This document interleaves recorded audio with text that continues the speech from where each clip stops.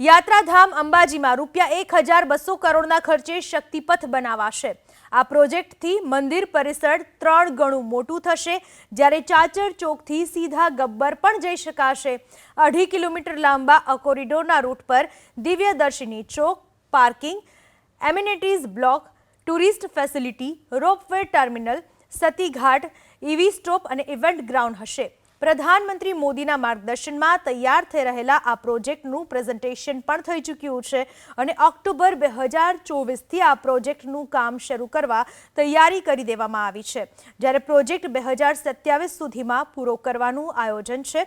પ્રોજેક્ટના કામ 3 તબક્કામાં કરવામાં આવશે। પ્રથમ તબક્કામાં ગબ્બર સર્કલ અને અંબાજી સર્કલ તૈયાર કરાશે, પાર્કિંગ અને આગમન પ્રાંગણ બનશે, જ્યારે બીજા તબક્કામાં એમ્પી થિયેટર અને લાઇટ સાઉન્ડ શો તૈયાર કરાશે।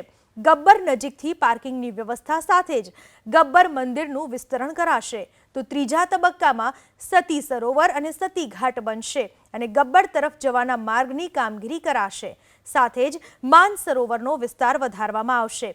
સિદ્ધપુરની પારંપરિક અને પૌરાણિક વાસ્તુકલા શૈલી પ્રમાણે મંદિર પરિસરનો વિકાસ થશે।